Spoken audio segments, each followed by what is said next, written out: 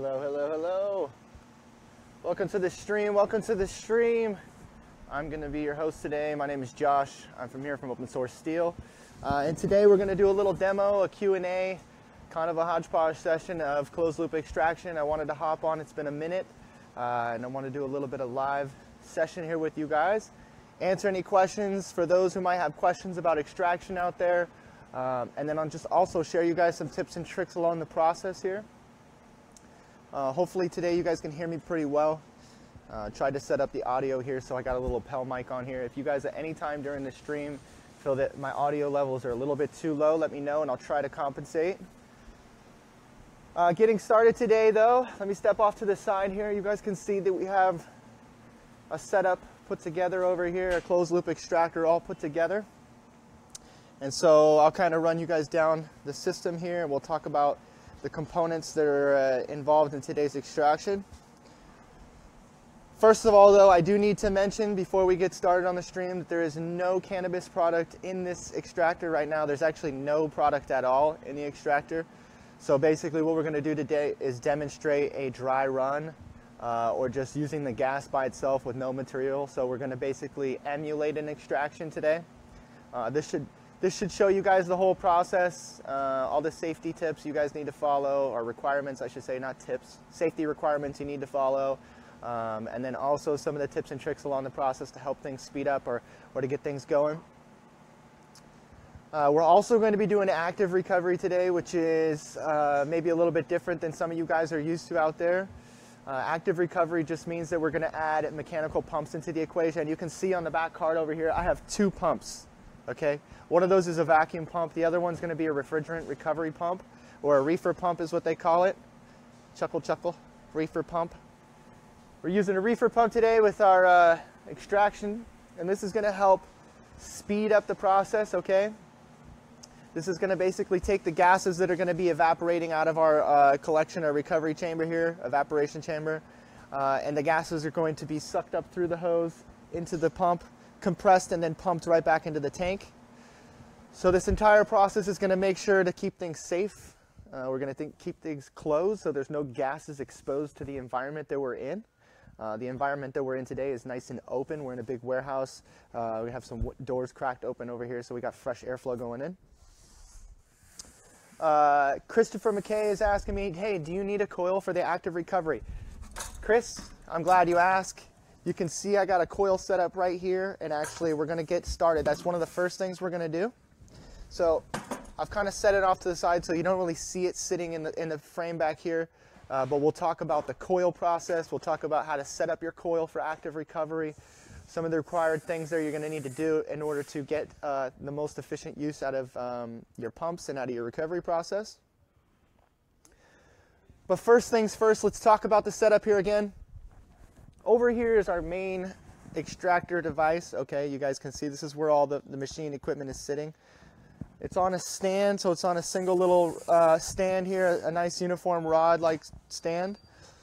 We got the extractor up on the top here is our material column. So if you were to be doing any sort of botanical extraction, right, you're going to extract any sort of plant source material, you're going to put that material in this column here. So in the case of you guys out there in I-502, you cannabis processors, that column is going to be where you put your cannabis, obviously.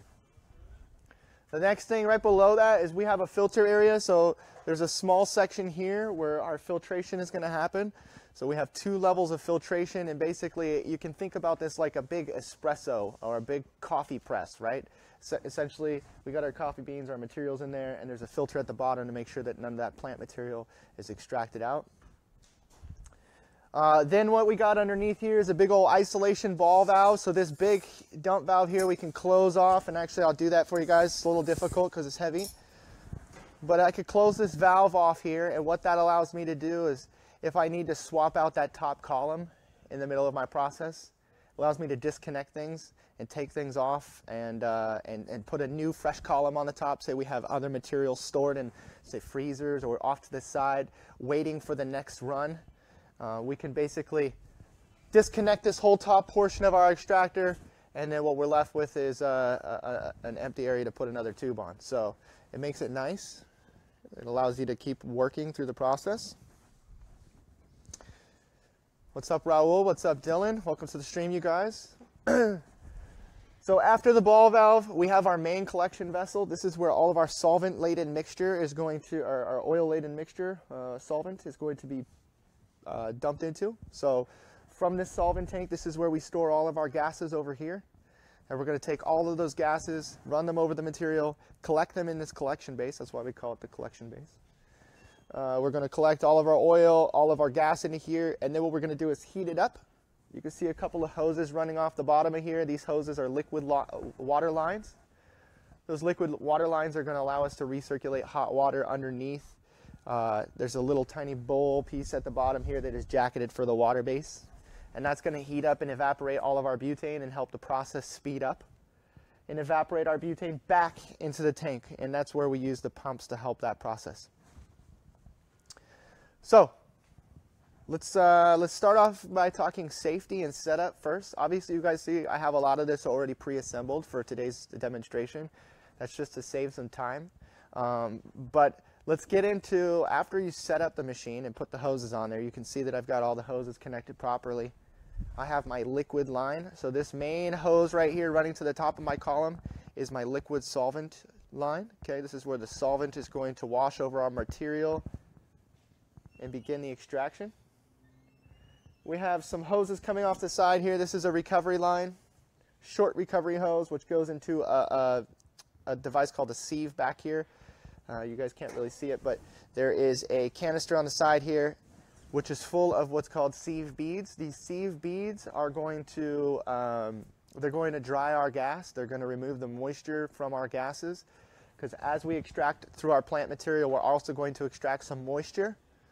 And that moisture is going to also try to evaporate off when we do the recovery process. And you want to try to remove that moisture before it goes back into our final recovery tank. Okay, and that moisture is going to, stop any ice from getting in our lines or freezing over during the recovery process inside of the coil or anything like that. But also it's going to remove any sort of atmospheric pressure that might build up in our tank. And that's also going to include oxygen. And it's important that we remove oxygen from the system, because when you mix oxygen and when you mix gases together, you can create a combustible mixture. It's not that you always will, but you can create a combustible mixture. So you want to make sure that you're watching that moisture and make sure you're removing it at all points of the system.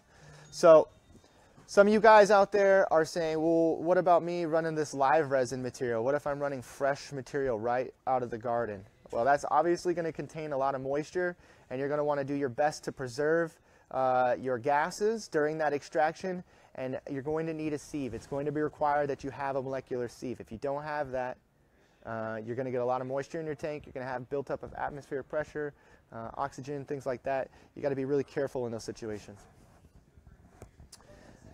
Now with that said, we have our recovery hoses going back into the pump. So we have one hose going into our pump after the recovery process. This is going to compress the gases that are being boiled off. And then out of that pump, we're going to have another hose, which is going to go into our coil. So let's talk about the coil a little bit. So I brought it up earlier. Chris McKay there was saying, hey, do you need a coil for active recovery? Here it is. I'll show you guys. Here's the stainless steel coil that we're going to be using for today's demonstration. It is a double wound coil here. It's got an inside coil and an outside coil, so this is about 50 foot of length of coil, stainless steel 3/8 coil, 035 wall, so it's a nice heavy wall thickness that can handle a lot of pressure. And basically what this coil is going to do is, on the outlet of that pump, it's going to be pumping out hot gases. And the hot gases coming out of that pump, you want to cool them down, because hot gases will equal pressure, and you want to make sure to try and remove that pressure out of the system. So this coil, what we're going to do is we're going to stick it inside of a bucket, and I have this little Granger bucket here. We're going to stick it in here. We're going to fill this bucket up with some dry ice. And I'll go ahead and do that right now, actually. I'll set that here. I got some dry ice off to the side.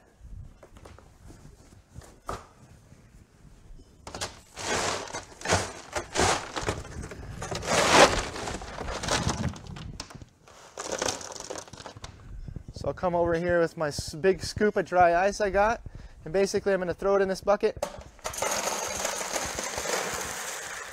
Missed a little bit there, but that's all right, it happens. We're going to do another scoop here. You really want to make sure to cover the entire coil. You really want to get the surface area of that coil. What's up, Simon? Simon in the house, and yee.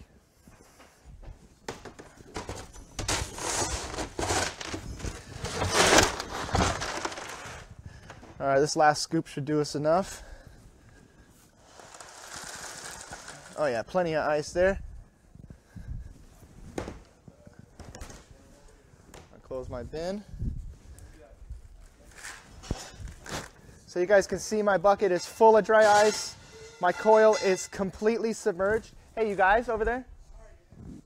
Keep it down, please. All right, so I got our coil over here.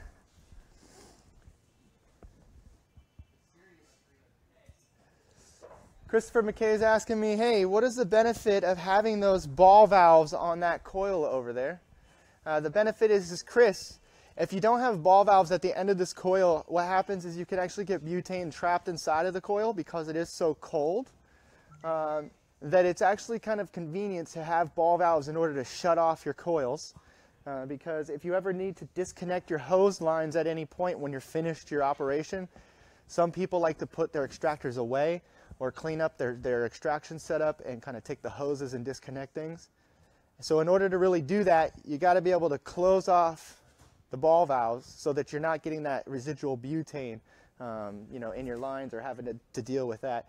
And if you do want to get rid of the butane, you can also take the ice out of this bucket and you can put hot water in there, but then you're going to need to cool down your tank. So, it's a little bit of a trade-off there. So most people, they just opt to put ball valves on the end here.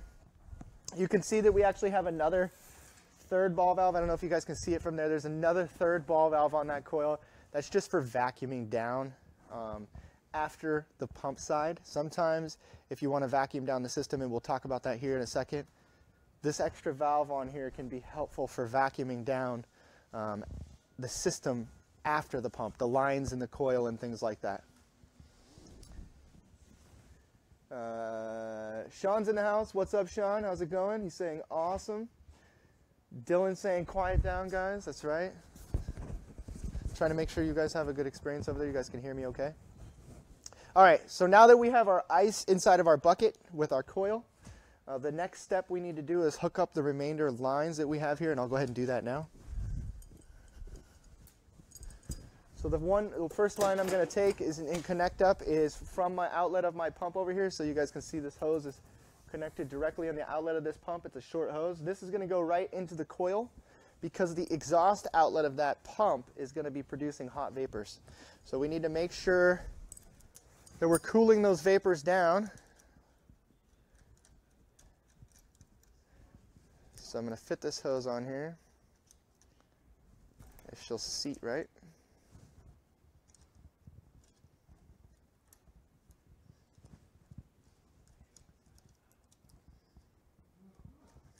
Goes. Stupid thing, this one's fine. All right, now it's important too, I'm going to note that you guys make sure to have all your tools on hand. You guys can see I got 2 crescent wrenches here if I need them. Boing.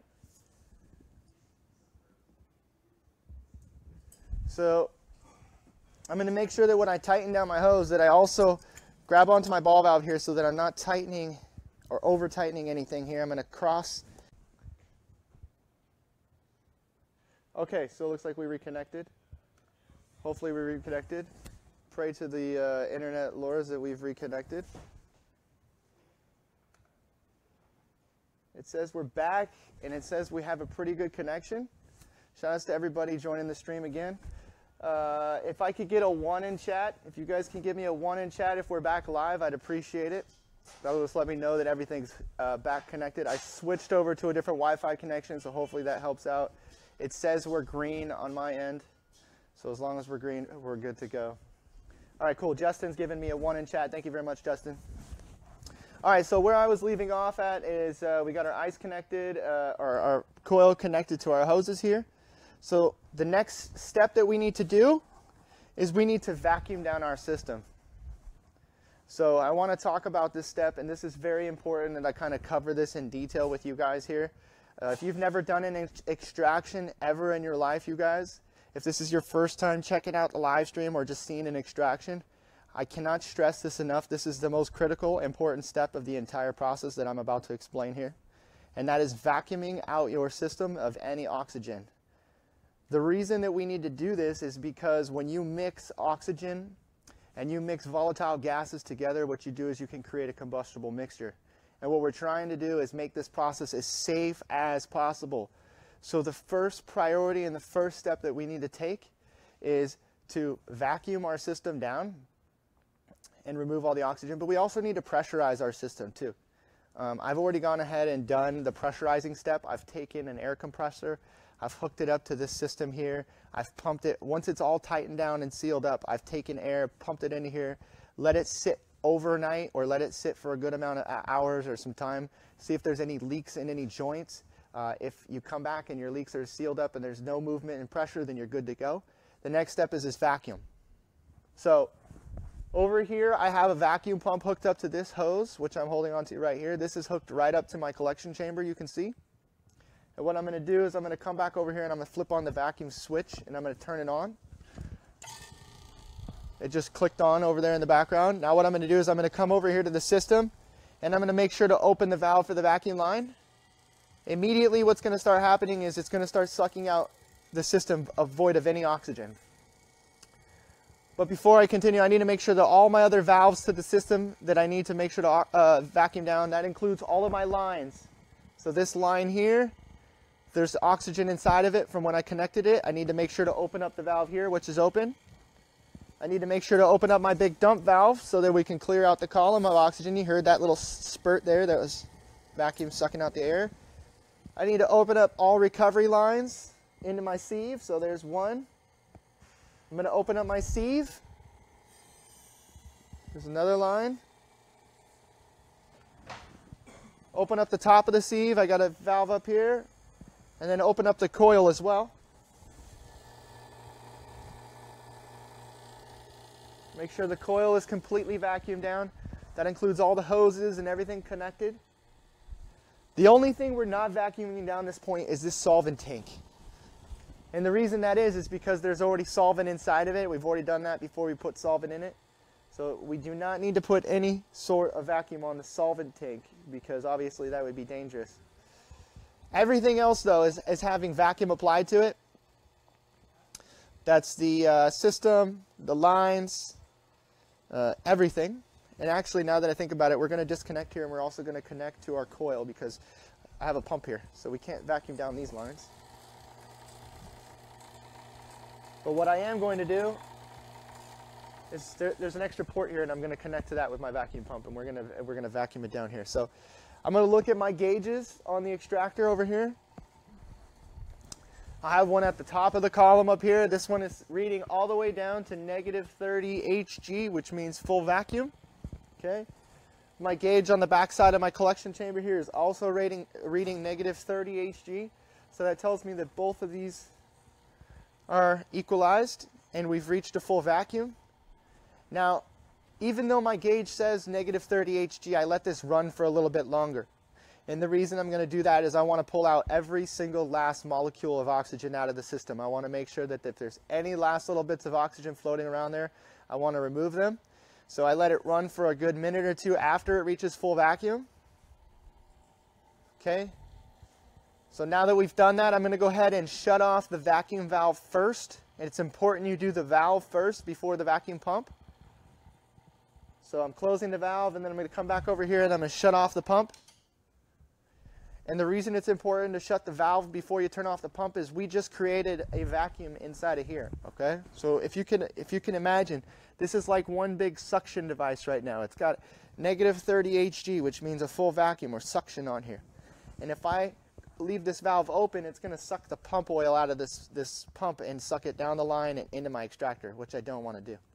So I need to make sure to shut off the valve first. Now that we've done that, you want to make sure to sit for a little bit and let the extractor sit under this vacuum state and make sure that you also have no leaks in this condition. We're testing both expansion with the pressure, because we're going to put gases in there and the gases are going to expand. and those are going to cause expansion on the joints, so we need to pressurize the system for testing it that way. And then also we're going to be under vacuum state, like the initial state right now. And we need to make sure to test the seals under a vacuum. So that's what we're doing right now. I've tested this system a few times already before the stream. I did some demo runs yesterday to make sure everything was set up for today. So I know that this system right here is nice and sealed, all right? I know that we're not going to have any issues with vacuum or any pressure leaks, because I've gone and found and identified any of those leaks and tightened them up beforehand. So at this point in time, I'm going to disconnect my vacuum from my collection pot, and I'm going to hook it up to my coil over here. So I'm going to take my wrenches. Where did I set them at here? Oh, in my pocket.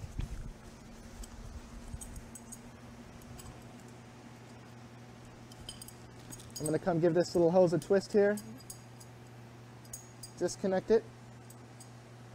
Okay.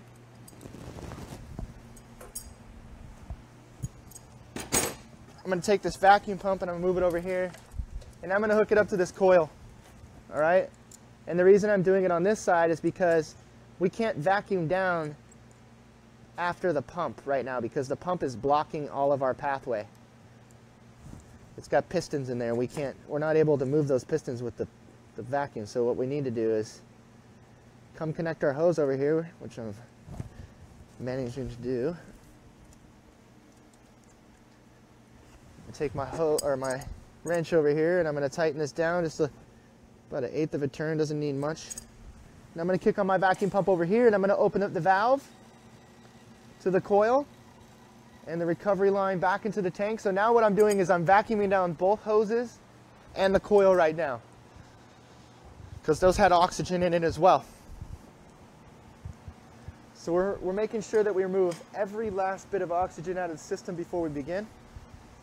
And again, that's important, because if you don't, you could have the potential of a mixture of volatile gases and oxygen, which all they're missing at that point is an ignition source. Heat, or a flame source, or some sort of ignition source at all, can cause that to create a bad scenario, which you don't want to have. So I'm going to let that run for a second here. We don't have much space to void out of oxygen there, so it should only take about 20 seconds or so here before we need to turn the pump off. So you guys can see I got a nice shot of our collection pot today, so I'm going to try and fix this a little bit so you guys can get a nice clean angle of the dump today. So luckily for today's shot, we got a multi-camera angle for the extraction. I thought you guys would enjoy this a little bit, setting this up for you. So not only are we going to be able to see the setup process and everything like that, you guys are also going to be able to see the live dump action here as we begin to put the solvent right through the extractor, which should be cool. And then during the process, we'll have this view over here, which will be running live. So you guys can watch the evaporation of all the solvent, and we can answer and do a little Q&A session, because it's going to take some time for that solvent to evaporate. So I figure while we watch it evaporate, I'll sit here and answer any questions you guys might have about extraction. Sean says, awesome. And Evan says he hears everything. Thank you very much for the feedback on that. Let me kick this ice out of the way before I slip and fall. All right, so my vacuum has been running over here for plenty enough time. I'm going to go shut the valve off again, because like I said before, it's important that you shut the valve first. Otherwise, you could suck in the vacuum oil from the vacuum pump back up the line into the coil. So we don't want to do that. And with that said, we're ready to go, folks. At this point, we're fully set up, we're fully safe. So that point I was making earlier about the most vital step in the extraction process is vacuum, vacuum, vacuum, vacuum, and vacuum, okay? You gotta make sure that your system is under a complete vacuum before you begin the whole process. That's going to make sure to keep you safe. All right. Now we're safe. Let's continue on. And let's get ready to extract. So I'm actually going to do this. Let's see. I'm going to put it on the dump. Actually, no, let's just leave it here for a second. I'll switch it over in a second for you guys. I want to show you guys what valves I'm exactly turning and how this process works when you begin to start the extraction process.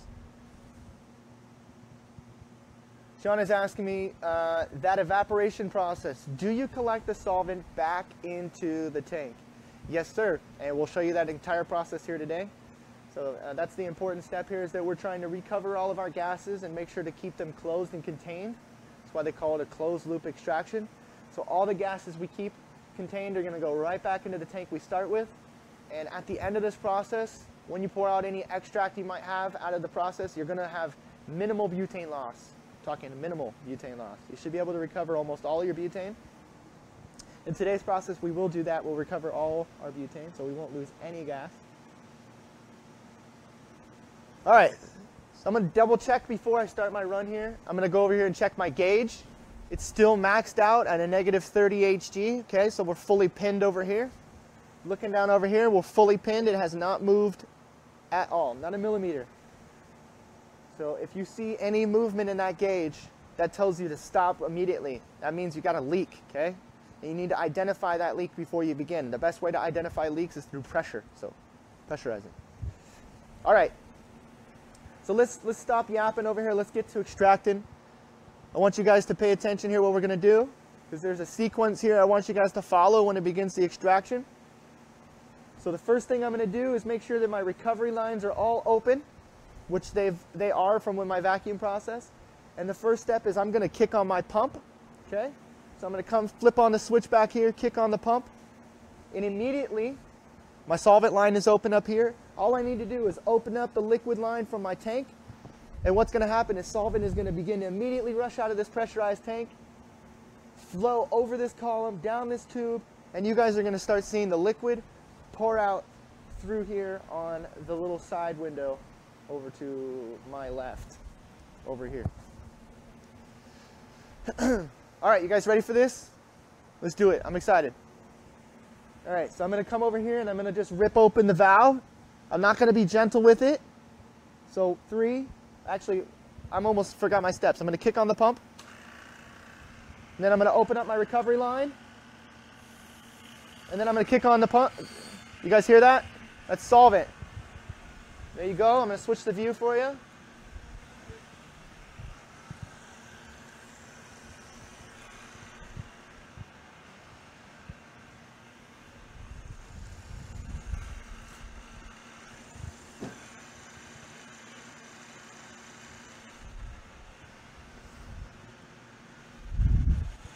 All right.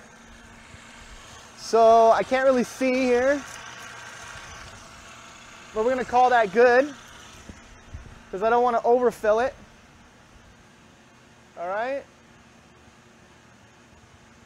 Now you guys can see some solvent in there. I might open it up a little bit.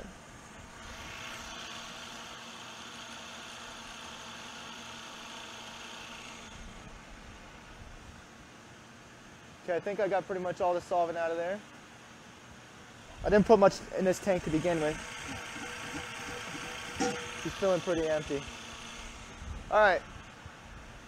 So now what you guys can see is, I'll switch over the view a little bit, is we have our solvent that is basically washed over our material, and now it is sitting at the bottom of the base over here, and it is slowly recovering. You guys can slowly see it boiling over there. But what I'm going to do is I'm going to go over here and I'm going to turn on my heater base. So I'll show you guys from my view. Underneath my cart over here, I got this water heater, and I'm going to kick it on right now. It's actually unplugged, it seems like. Oh no, there you go.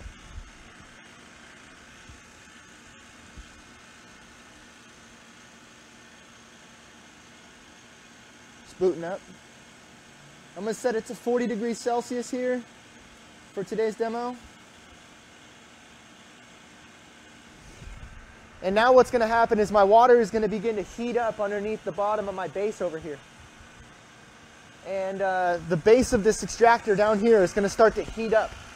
And as it heats up, it's going to start evaporating any of the solvent inside this pot over here. And you guys can see that reaction is slowly happening over here.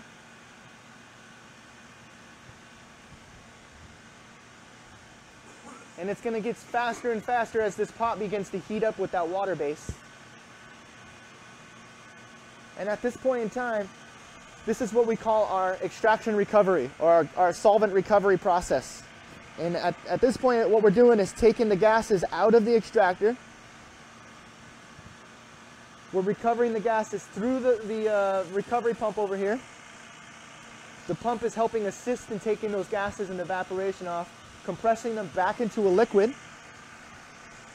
It's coming out of the pump as a liquid, but that liquid can be hot as well. It can have hot gases also being pushed out of the outlet. Because that pump is mechanical and it's compressing and it's moving those gases, it's actually heating them up. And that's why you want to take this coil and put it inside this dry ice right here and cool down any of those evaporating gases. As the gases evaporate and cool down in that coil, the pump then assists in pressurizing those liquid solvents back into our tank. And at the end, you're going to see one of these lines is going to begin to frost over. It's actually cold right now to the touch. Very cold to the touch.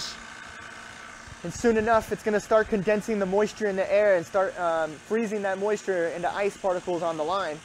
And by the end of this run, we should actually have a nice frosted over line.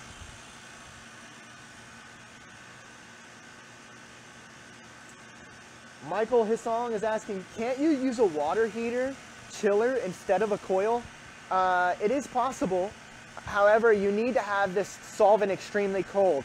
And the reason I say it's possible is because in order to do a chiller scenario instead of dry ice like we were using today, you need to have a chiller that can go cold enough, all right? Now, most of these guys out here today are extracting with a blend of gases. They're using either 70-30 blends, or even some guys out now are using a lot of pure propane blends. And the boiling point of butane is, well, isobutane, I believe, is -11°C. So you need to be able to go colder than 0 degrees Celsius. And so if you don't have a chiller that can go colder than 0, you're gonna not be able to condense those gases, and you're gonna have built up a pressure. So dry ice is achieving us a temperature of somewhere around -70 degrees or so. If we actually added alcohol into this bucket over here, it would actually help out getting a better contact with that ice. But the colder that ice is, or the colder the solvent is, the easier it is to condense. Now propane, its boiling point is -42 degrees Celsius, I believe. So you really have to have a cold chiller in order to use propane mixes or anything with propane blends, or even pure propane, obviously. You really got to have a cold chiller in order to do that.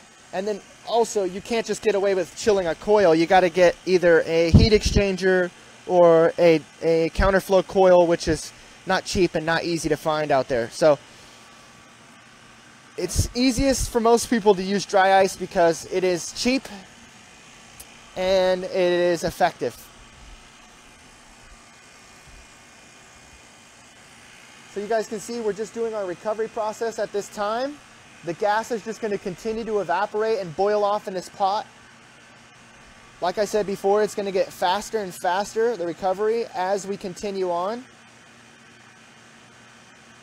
As the gas begins to heat up more and more, because we have that water circulator heating up the water base, those gases are going to start evaporating a little bit faster.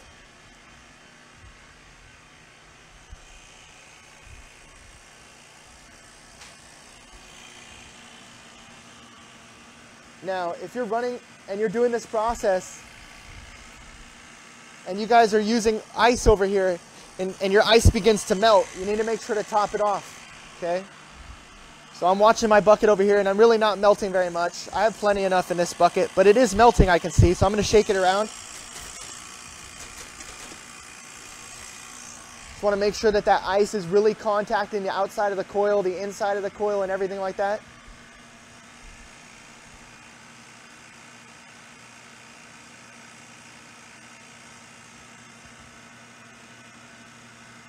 Shane Riley is asking me, hey, what's the benefits of using a mix over just butane? That's such a good question. I love answering that question for extractors out there. The number one benefit is you're going to get higher pressure. So it means you can actually get your solvent cold and still have some pressure built up in your tank. Right now, you guys can see we're doing room warm extraction. So this tank right here has pressure naturally built up in it, but say we want to do a cold extraction, a cold solvent extraction, which is always suggested, having the propane blend in there will actually allow a little bit more pressure because propane has a lower boiling point. It wants to boil at negative 42 degrees. So at room temperature, it really wants to boil. So it has that pressure naturally in the tank. Also, you're going to get a lighter hydrocarbon extraction out of there. So you're going to retain a lighter color, a little bit better color in your product compared to just N-butane or just isobutane. You're also going to get a little bit more aromatic compounds, so more terpene content, more isoprene units. You're going to get a little bit better extraction overall with the propane. And actually, a lot of people are doing propane blends or a pure propane for a lot of the sauce or the Crystal Tech because they're getting a higher purity content. But they are getting a lower, the only downside I would say is that you do get a little lower of yield with propane. So that's why some of these guys are using the blends. The butane helps with some of the yield and the extraction, and the propane helps with keeping some of the impurities out. The faster recovery times. Propane is going to recover much faster because it wants to boil much easier. So there's a lot of benefits to propane.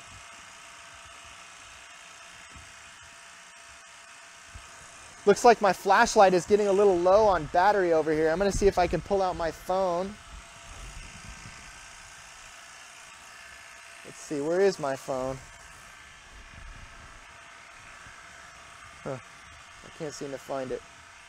I'm going to go run and grab a flashlight for a second, you guys. Hold on while I do that. Just watch that.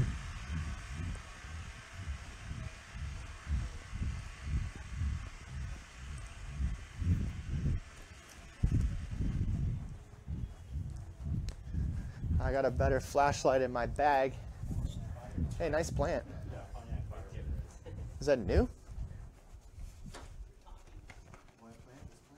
Can I get that flashlight? Yeah. Wireless remote control microphones. Gotta love it. All right, I got me a flashlight. I'm headed back. Hopefully this one will give me a little bit brighter shot here for you guys. I'm sorry for the poor lighting here. How's that? Well, that's like night and day.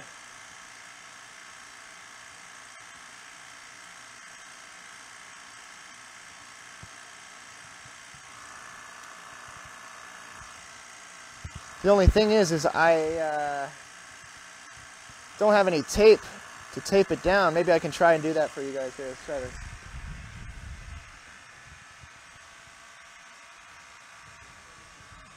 All right, let's see. Jason is saying, oh, we got a bunch of questions here. Corey is saying, is N-butane a cleaner product than isobutane? You know what? I find that the isobutane gives you a lighter product as well. Again, I think that also has to contribute to really, it's just the lower boiling point, which can help out, I think, in the extraction process, because as it begins to evaporate, it's evaporating cold. So you're going to get a little bit higher terpene content with the isobutane. The N-butane tends to just get you a better yield overall. Again, like I said, it's just more preferred for the guys doing the isobutane. It's just, I see it in the market. It's more of a trend. Like I said, a little bit lighter yield, but a lighter color, more terpene content, a little bit more sellable product out there. Let's see, we got some more questions here. Do you need any different gaskets or equipment with a mix?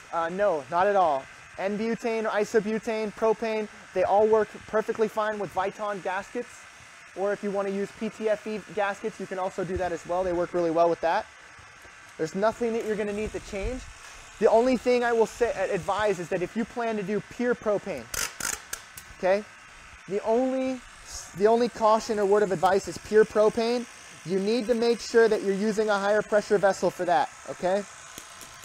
Propane can easily overpressurize on you because it has a lower boiling point than N-butane or isobutane. Like I said, negative 40 Celsius on the boiling point. So at room temperature, that gas is extremely volatile. So you need to be careful with the pressure, especially if you're using active recovery and you're using a pump.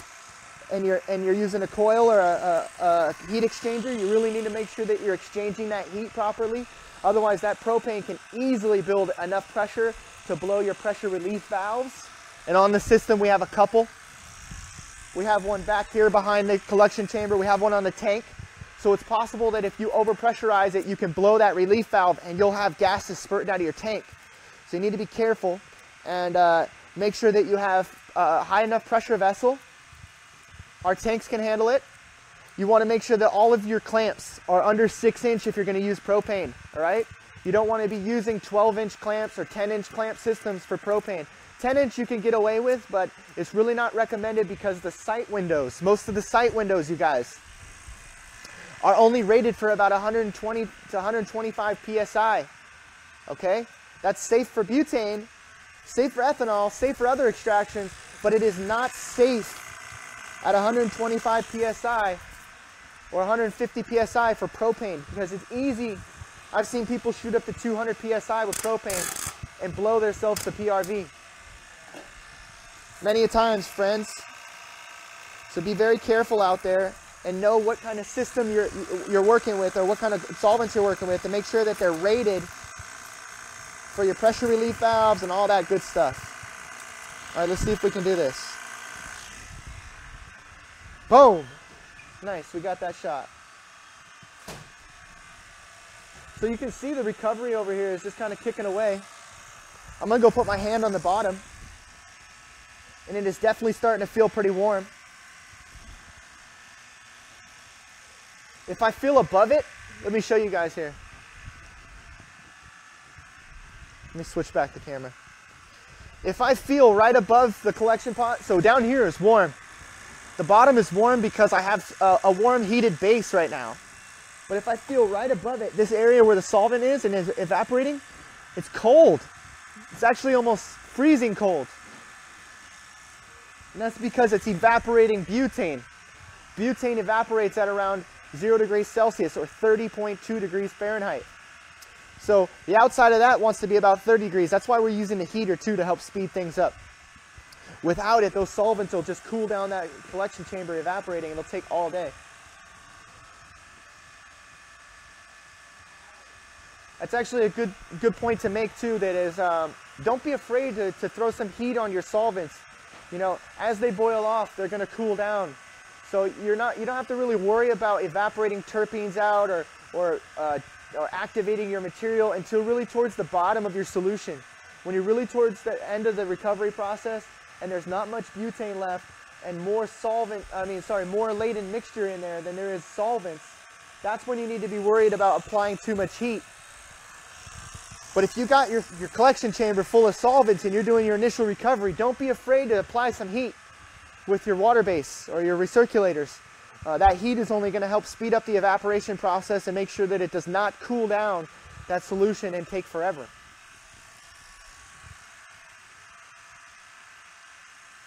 Also, take a look over here. This solvent line here, the recovery line, is frosted over. It's starting to freeze. And actually the tank over here is frosted down the side. It's got a nice frosted side on the tank over here. And that's because the cold solvents are being cooled down by that coil. Actually, I need to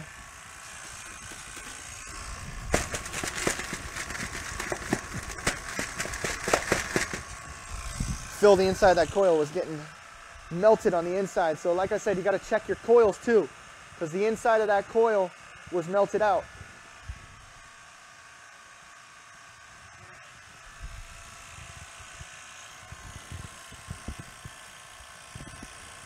All right, so you guys can see we're getting down on our solvent. Switch over there. You can see it's just a nice clear solution here, a clear solvent. So essentially what we're doing today is just distilling gas. It's important that you distill your gases, okay? So before you use your gases, you want to do this process. You want to do a dry run with no material in the system, no cannabis, no product. You just want to put your gas through the first time you ever get it out of the tank. You want to put it into your system like this. You want to evaporate it into your clean solvent tank. Oops, we lost our light. Want to evaporate all this solvent into your clean solvent tank, and then it's ready for use. Steve Lama says, you're a great presenter. Thank you, and OSS. Thank you very much. I appreciate the feedback in the comments. Sean is asking, yeah, he is awesome. 2 thumbs up. Thank you, Sean. I appreciate that. Or Shane is asking, sorry. Would a jacketed spool increase the recovery a lot? Yes, great point. Great point. So he's talking about here, this section. This area of the extractor, he's asking me, hey, can we jacket this portion with more water circulated heat?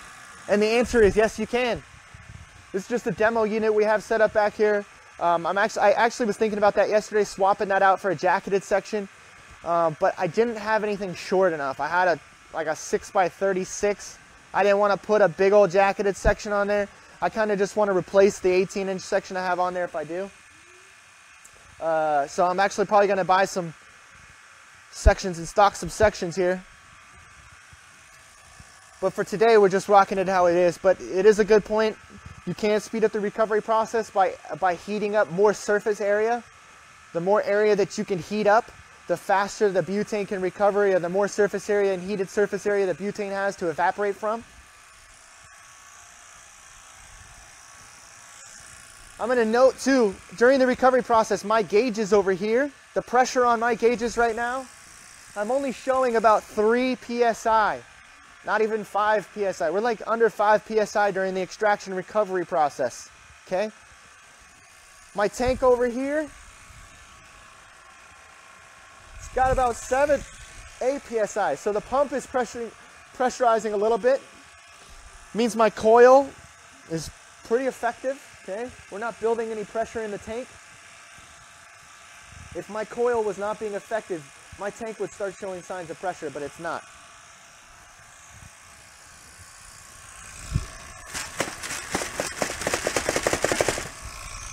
Shake around our coil a little bit, make sure that it's nice and packed around. My line, my valve, everything over here is nice and frosted up on the recovery side. This tank, this valve, cold, frosted. You guys can kind of see it from here.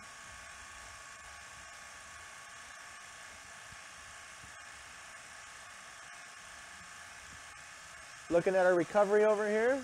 And you guys can now see that the recovery process is really kicking. You can see a nice rolling boil in the evaporation chamber.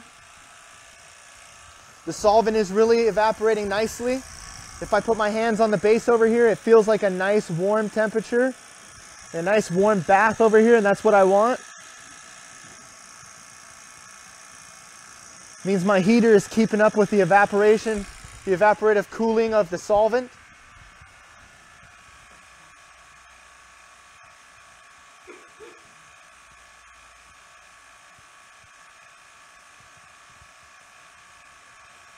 Let's see, Robinson Mike is asking me, hey, what's the temp on the water bath? Right now we have the water bath set to 40 degrees Celsius. If anybody be so kind to do a little Google conversion, Celsius to Fahrenheit, that'll tell you what my temperature is. I'm probably somewhere around 100, 110 degrees maybe.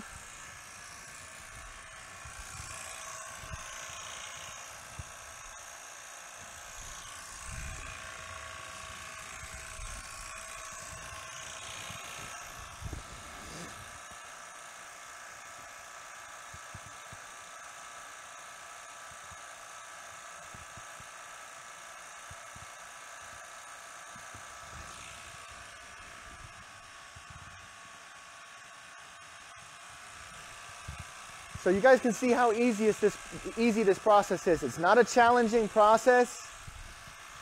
It shouldn't be scary for you guys. I know a lot of people getting into closed loop extraction, even myself included. I was very nervous about this whole process. I was thinking, man, you know, I'm working with a lot of pressure here, and oh man, we're working with really scary gases and stuff like that. But the thing is I'm showing you guys firsthand, we're not working with any pressure here. We're working with, it's at like 2 psi over here on my gauge. I could almost, you know, pretty much open that valve, put my finger over the end of it, and it'd be no problem. Like there's really no pressure in this system right now. I'm sucking out any of the vapors and putting it right back into the tank immediately. And then also, we're not really working with dangerous gases. Gases are only dangerous if you create volatile mixtures. If you create mixtures of gases with air and volatile gas, hydrocarbons put together, and then apply heat sources, that's when you have a problem. So when you if you can remove one of those elements, or remove both of those elements, like heat and oxygen, well then you're perfectly safe. You should have nothing to worry about. I know a lot of CO2 guys out there are saying, man, you guys would worry about those gases. I'm more so worried about CO2 and you guys with the pressure out there. I'm worried about pressurized vessels, high pressurized vessels, and having a valve open up, or a clamp failure, or anything, a leak of any sort. You know, a 2000 psi or a 1500 psi leak on a valve is scary. That's not something to joke around.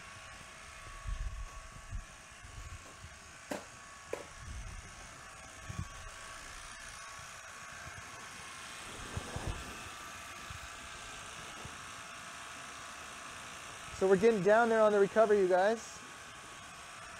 We're down towards the bottom of the portion. I think we'll probably be finished up here in a couple minutes. Shouldn't take much more time to kind of complete out this extraction process.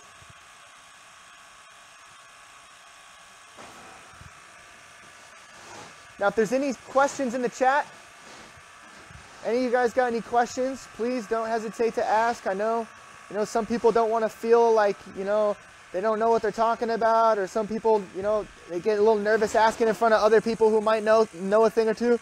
Now's the time to ask your questions. I'm here to answer any sort of intro questions or advanced questions. Any of you extractors who've been out there for a long time, trying to figure out how to refine your process or anything like that, throw it down. Let's do it.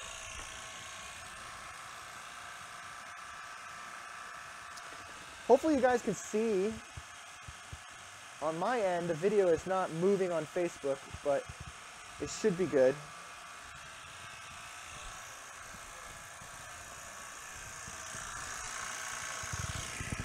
So, also, during the extraction, it's sometimes pretty good to come over here, put your hand on the TRS-21 head.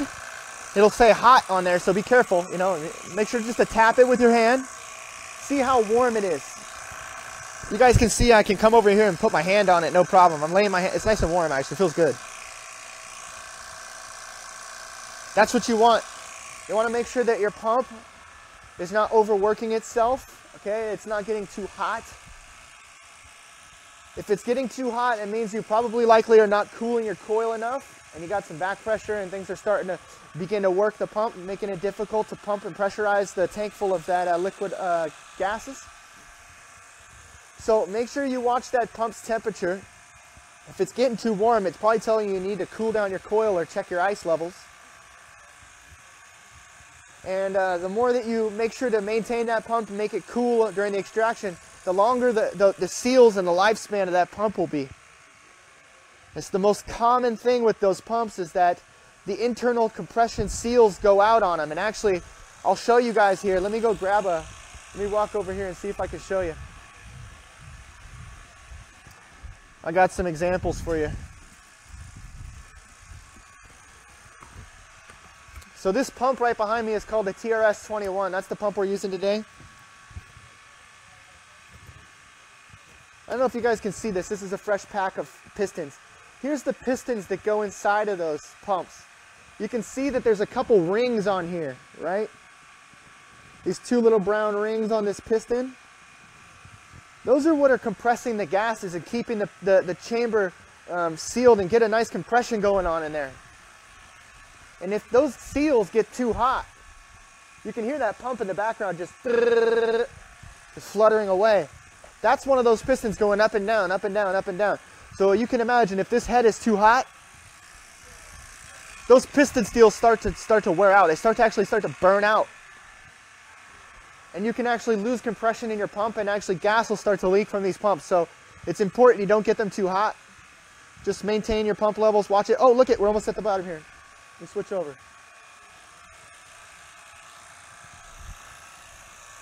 This is always the funnest part of the extraction right here. The last remainder of the pot. It's always fun to look at this little evaporation ending here.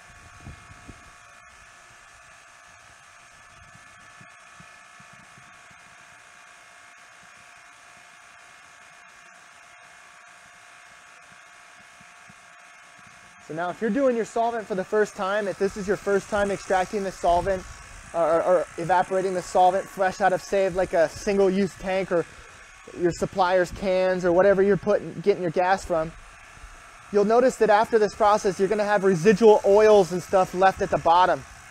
Those are the mystery oils you want to remove. So it's important that you distill the gas, and that's why any of those oils will be removed during this process. So you'll see in this, we won't have any real oils at the bottom. That's because we've distilled this gas many a times. So this gas is definitely fresh and clear from any mystery oils. But if it was the first time we were distilling this gas, it would definitely have some oils and some residuals at the bottom we'd have to wipe out of here.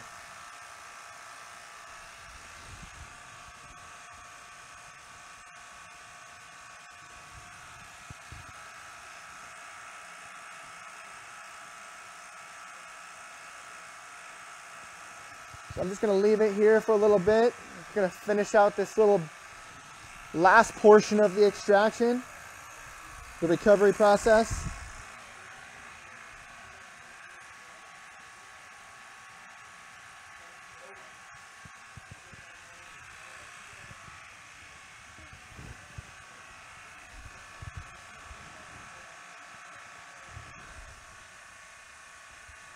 See, she's just bubbling right out of that center there. It's because there's a pour spout on the bottom here. That's where a lot of that heat is at.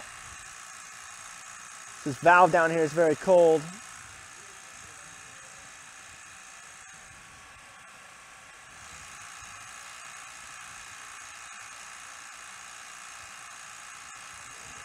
Now, if you're going to be extracting and you have oils in the end here, this is where you really want to finesse your temperature, and you really want to make sure that you're not getting too hot, all right? This is where you can start to evaporate terpenes if you have cannabis oils in there or anything like that, because clearly you're at the very bottom of butane. You got to be careful about the surface hitting that higher boiling point substances. And this is also where you're going to kind of finesse the last little bit of your extraction. Say you're going to do a pour out. I'll show you on this extractor. On the bottom over here, we got a nice valve. So when we're done with our extract, we don't have to open up the extractor. There's a valve on the bottom we can take our extract out of. It's also where you want to kind of finesse the last little bit of butane, residual butane that you need in there in order to open up that valve and dump out your solvent mixture with your oils and everything like that. If you go too far, it's going to be too thick and it's going to be really hard to get that out. If you wait too early, you're going to have too much butane left in there and it's going to be like a liquid just pouring out. So, you know, there's kind of a happy medium there. You got to kind of finesse and work with it. Here we go, you guys. She's really getting to the last little bits of recovery. You can see her draining down, and shrinking in size, shrinking in size.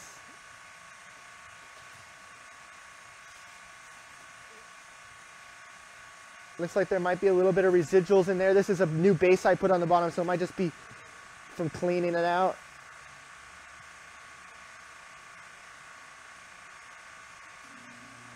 Here we go. It's always the cool part where we end the extraction. It's just last bit of vapor.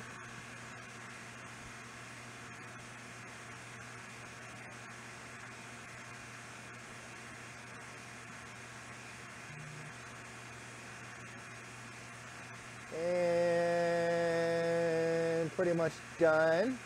She's just gonna kind of, there's a little bit left in that little nozzle at the bottom, so we're gonna let her do her thing. Now, we're not done. We want to let our pump run a little bit longer after it's done. Even though you visually have seen all the solvent removed from the bottom there, there's still vapors trapped inside all of the tubes, all the lines, just like we vacuumed it down at the beginning. There's still butane vapors, there's still gas mixtures in there. And we need to make sure to run that pump for a little bit longer to try and suck out any of the little vapors or gases left. And what I can do is come over to my pressure gauge and I can check the reading on here and see where we're at. Right now, I'm below 0. So actually, I could shut off that pump. I'm going to shut off my pump. I'm going to close my recovery line over here. Okay, I close my recovery line over here. And we're pretty much essentially done with the process at this point in time. Now what I'm going to do is kind of wrap things up. Talk about the final process here. So once we're done with the extraction, you need to safely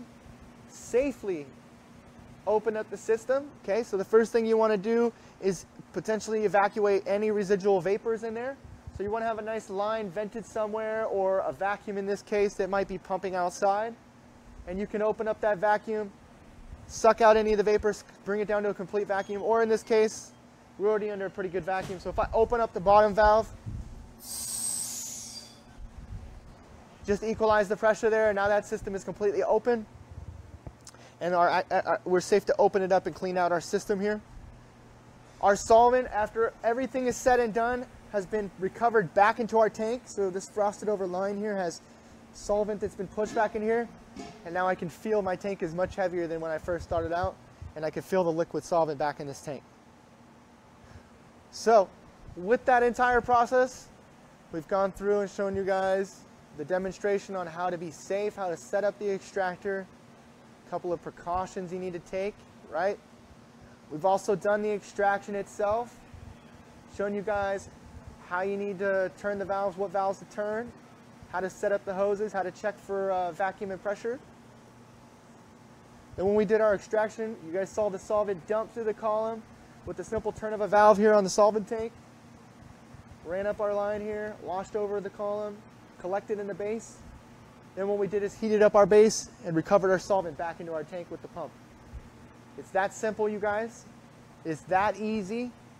A lot of people out there make it more complex than it really needs to be. Obviously, you could do some things like getting cold solvent. And these are some of the things we'll talk about in a future run. We'll do some more demonstrations like that.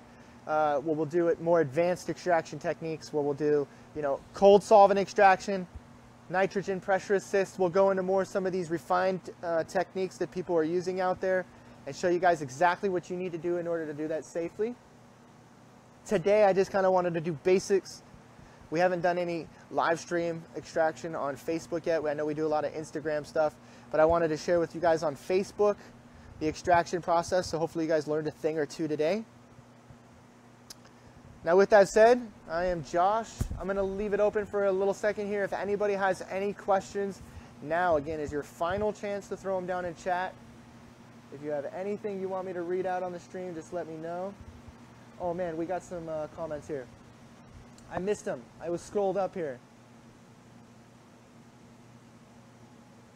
Let's see. Steve Lama says you need 2 types of vacuums for an active run. No, you need a recovery pump, which is not a vacuum pump. It is a solvent or refrigerant recovery pump. And then you need a vacuum pump for the initial stage of vacuuming out your system of oxygen and prepping the whole extraction process.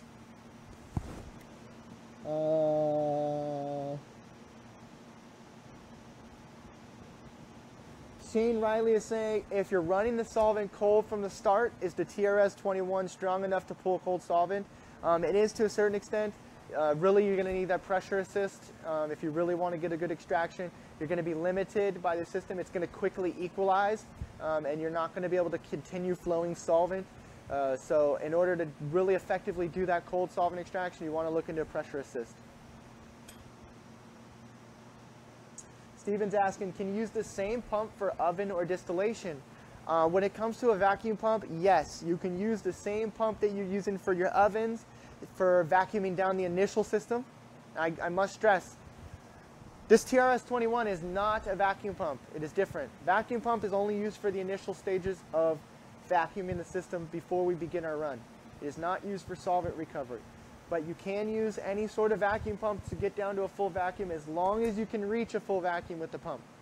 Some pumps are going to take a little bit longer than others, like distillation pumps are going to take a little bit longer because they're not high CFM. Your oven pumps, like your vacuum ovens and things like that, high CFM are going to quickly pull your system to a vacuum.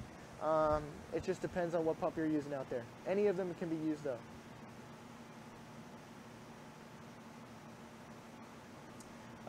Let's see. Robinson Mike is saying, let them know why we distill. There you go. That's why when people use cans, it has oil slick film on top. You guys, it is important to distill all of your gases, no matter where your source comes from. If you're getting it from a can source, boxes of cans, and you're using a can tapper, that is most crucial that you distill those gases before you use them.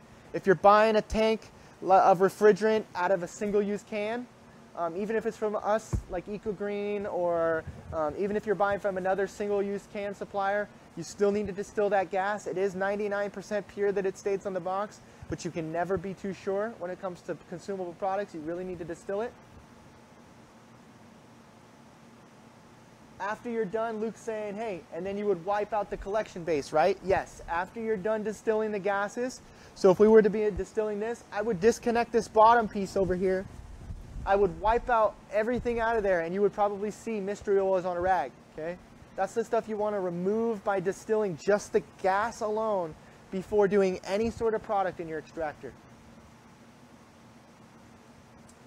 We got some more questions here.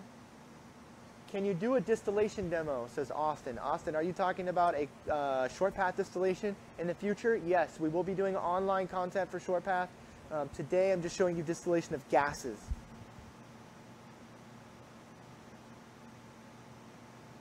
Robinson Mike is saying, hey, can you post permanent on Vimeo, please? This content that you guys are witnessing today is going to be left up on our Facebook page. I'm going to continually, reoccurringly do these kind of sessions where we show you guys the safety procedures and walk you through the demonstration of how to distill gas and things like that.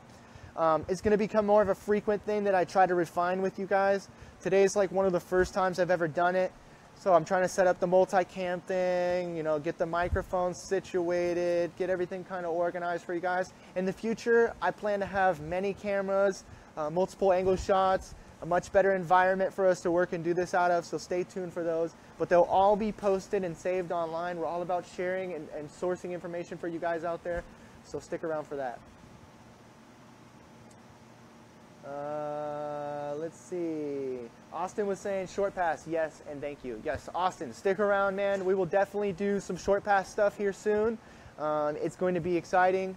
I know that we have a lot of things planned in the future here for the streams, for the online content for you guys. This is just the beginning, I promise you guys. Just a little tester run and things like that. Once we get the system up and running, I think you guys are going to really like what we have to offer here. It's all about sharing content, open sourcing the cannabis industry. Hopefully you guys enjoyed today's stream. Again, I'm Josh. I'm headed out for the day. I'm going to go get some lunch. If any of you guys need anything, feel free to give us a call, reach out, send us a message on Facebook. But for now, I'm signing out. Peace out, you guys.